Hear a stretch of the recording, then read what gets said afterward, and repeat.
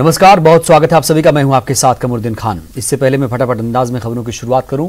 भोपाल ले चलते हैं आपको, जहां पर बीजेपी के भोपाल जिला कार्यालय का दफ्तर का लोकार्पण हो रहा है। मैं बाहर आके बैठा तो उसने ढूंढने भी नहीं पूछा। अब मेरे पास सवारी अखंडी थी, मैंने नमकीन खाया, पानी पिया और सो गया। मित्रों, भारतीय जनता पार्टी हो या अखिल भारतीय विद्यार्थी परिषद, आज अटल जी का जन्मदिन है। सोचो कितनी कठिनाइयों से काम खड़ा हुआ होगा। अटल जी वैसे प्रधानमंत्री नहीं बने। भोपाल स्टेशन पे आते थे, ये गुट्टू बाबू बैठे हुए हैं, वहां शंकर जी बैठे हुए हैं। एक जमाना था जब अटल बिहारी वाजपेयी जी स्कूटर पे पिछली सीट पे बैठ के पेटी लेके आते थे और बैठ के यहाँ आके ठहरते थे। आज एक फोटो देखा, लोग ने पता नहीं कहां से जुगाड़ा। कुंवर साहब जी के साथ शीतलदास की बगिया पे तालाब में चट्टी पे स्नान कर रहे हैं अटल बिहारी वाजपेयी। ठाकरे जी, प्यारेलाल जी, नाना साहब, सारंग जी,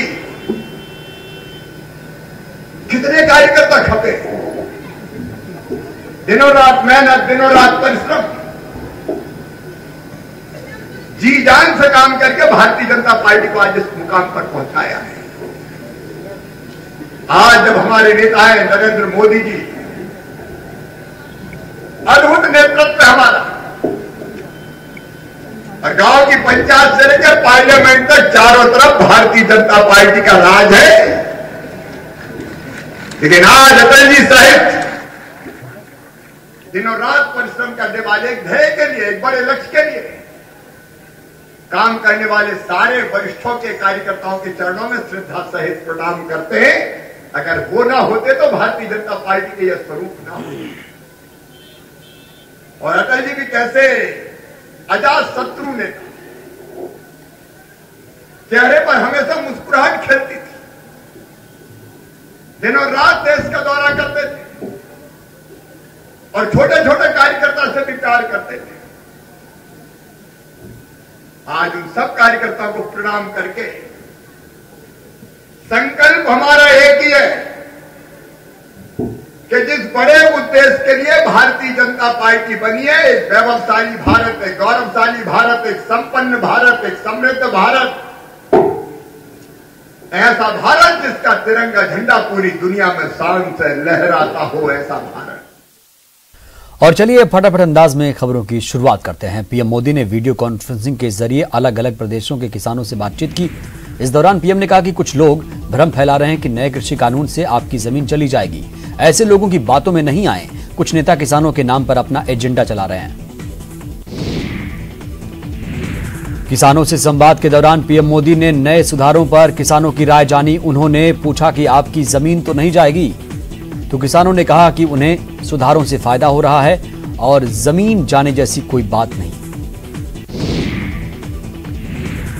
पीएम मोदी ने 9 करोड़ किसानों के खातों में किसान सम्मान निधि पीएम किसान की किश्त के 18,000 करोड़ रुपए ट्रांसफर कर दिए। पीएम ने इस दौरान ममता सरकार पर निशाना साधा। उन्होंने कहा कि उन्हें इस बात का अफसोस है कि पश्चिम बंगाल के 70 लाख से ज्यादा किसान भाई बहनों को उनका लाभ नहीं मिल पाया, जबकि 23 लाख से ज्यादा किसान ऑनलाइन आवेदन कर चुके हैं। पीएम ने कहा कि कृषि सुधारों के जरिए हमने किसानों को बेहतर विकल्प दिए हैं। इन कानूनों के बाद आप जहां चाहें जैसे चाहें अपनी उपज बेच सकते हैं। आपको जहां सही दाम मिले वहां पर आप अपनी उपज बेचें। पीएम मोदी ने कहा कि आप न्यूनतम समर्थन मूल्य यानी एमएसपी पर भी अपनी उपज बेचना चाहते हैं तो उसे बेच सकते हैं। आप मंडी में अपनी उपज बेचना चाहते हैं तो वहां भी बेच सकते हैं। निर्यात करना चाहें या व्यापारी को बेचना चाहें, यह आपकी मर्जी। पूर्व प्रधानमंत्री अटल बिहारी वाजपेयी की जयंती पर बीजेपी ने देश भर में किसान सम्मेलन का आयोजन किया। इन कार्यक्रमों में केंद्रीय मंत्री, बीजेपी शासित राज्यों के मुख्यमंत्री, सांसद और विधायक शामिल हुए। केंद्रीय गृह मंत्री अमित शाह ने दिल्ली के किशनगढ़ के मेहरौली गांव में आयोजित किसान सम्मेलन में किसानों को संबोधित किया और कृषि कानूनों के फायदे बताए। केंद्रीय रक्षा मंत्री राजनाथ सिंह ने दिल्ली के द्वारका में किसानों को संबोधित किया, कृषि कानूनों के फायदे बताए। उन्होंने किसानों से किसी के बहकावे में नहीं आने की अपील की। केंद्रीय मंत्री स्मृति ईरानी ने अपने संसदीय क्षेत्र यूपी के अमेठी में आयोजित किसान सम्मेलन में हिस्सा लिया। किसानों को संबोधित करते हुए उन्होंने विपक्ष पर किसानों को भ्रमित करने का आरोप लगाया। वहीं कांग्रेस नेता रणदीप सिंह सुरजेवाला ने मोदी सरकार पर जमकर हमला बोला। चंडीगढ़ में प्रेस कॉन्फ्रेंस में सुरजेवाला ने कहा कि मोदी किसानों से मुनाफे का वादा कर सत्ता में आए और 6 सालों में किसानों से वसूली कर रहे हैं।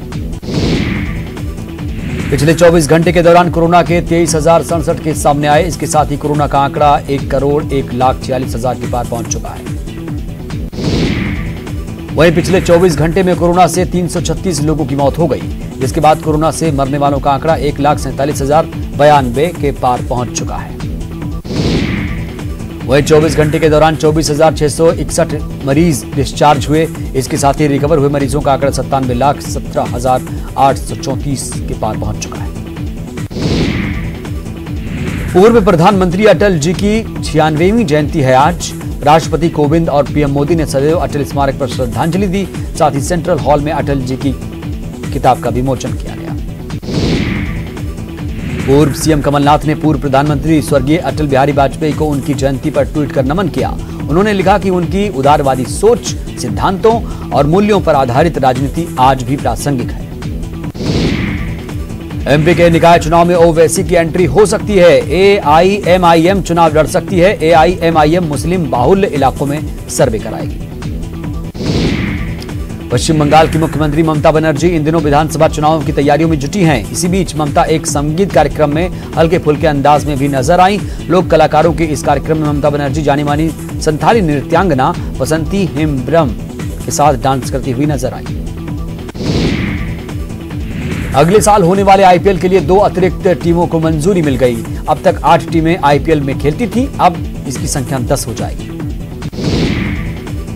देश भर में क्रिसमस की धूम है। लोग चर्च में आयोजित प्रार्थना सभा में शामिल हो रहे हैं और एक दूसरे को बधाई दे रहे हैं। जशपुर में क्रिसमस की धूम है। कुनकुरी में एशिया के दूसरे सबसे बड़े चर्च में विशेष प्रार्थना सभा की गई। राजधानी रायपुर में क्रिसमस से लगातार लोग खुश नजर आ रहे हैं। यहां गिरजाघरों में उसे दुल्हन की तरह सजाया गया। कोरोना गाइडलाइंस के तहत चर्च में प्रार्थना सभा का आयोजन किया गया था। यहां क्रिसमस को लेकर लोगों में काफी उत्साह है। कोरबा में भी कोरोना गाइडलाइन के तहत क्रिसमस मनाया जा रहा है। यहां चर्चों को सजाया गया और आकर्षक झांकी निकाली गई। सूरजपुर में भी क्रिसमस बड़े उत्साह के साथ मनाया जा रहा है। यहां चर्च में प्रार्थना सभा का आयोजन किया गया। मंडला में क्रिसमस की धूम है। यहां चर्च को दुल्हन की तरह सजाया गया था। वहीं लोग चर्च में आयोजित प्रार्थना सभा में शामिल हुए और एक दूसरे को क्रिसमस की बधाई दी। इस दौरान बच्चों में खासा उत्साह देखने को मिला। भोपाल में क्रिसमस डे बड़ी ही सादगी के साथ मनाया गया। शहर के चर्च में विशेष प्रार्थना सभा आयोजित की गई, जिसमें कोरोना गाइडलाइन का पालन किया गया। बरखेड़ी स्थित बैतलहम चर्च में यीशु मसीह की झांकी भी लगाई गई। बैतूल में साल के आखिरी बड़े त्योहार क्रिसमस पर भी कोरोना का असर देखने को मिला। बैतूल के ELC चर्च ने क्रिसमस को देखते हुए खास आदेश जारी किया। आदेश के मुताबिक चर्च की प्रार्थना सभाओं में 10 साल से कम उम्र के बच्चों और बुजुर्गों को प्रवेश नहीं दिया जाएगा। रायपुर में क्रिसमस की धूम है। यहां के सेंट पॉल चर्च में सीएम भूपेश बघेल पहुंचे और क्रिसमस सेलिब्रेशन में शामिल हुए। बलौदा बाजार में भी क्रिसमस पर्व की रौनक है। लोग एक दूसरे से मिलकर क्रिसमस की बधाई देते नजर आए। बालोद जिले के प्रकृति प्रेमी और ग्रीन कमांडो के नाम से विख्यात वीरेंद्र सिंह क्रिसमस नए रूप में नजर आए और सेंटा क्लॉज बनकर बच्चों और लोगों को मास्क बांटकर लोगों से मास्क पहनने की अपील की। ग्रीन कमांडो का यह वीडियो सोशल मीडिया पर भी वायरल हो रहा है। भोपाल में एक परिवार ने 23 साल पहले एक क्रिसमस ट्री लगाया था। आज वह क्रिसमस ट्री 50 फीट लंबा हो गया। प्रमोद कुमार विल्सन ने अपने घर पर यह लगाया था, जिनका कहना है कि यह मध्य प्रदेश का सबसे लंबा क्रिसमस ट्री है। जबलपुर में क्रिसमस के मौके पर सुबह से ही प्रार्थना सभा का आयोजन किया गया और शहर के गिरजाघरों में रौनक देखी गई।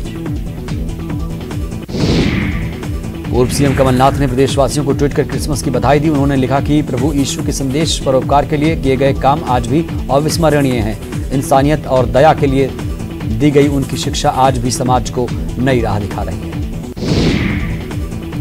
PM Samman Nidhi online transfer का कार्यक्रम होशंगाबाद के बाबई में हुआ। इस दौरान प्रधानमंत्री नरेंद्र मोदी ने किसानों को वर्चुअली संबोधित किया। कार्यक्रम में प्रदेश के 78 लाख किसानों को पीएम सम्मान निधि का ऑनलाइन ट्रांसफर किया गया।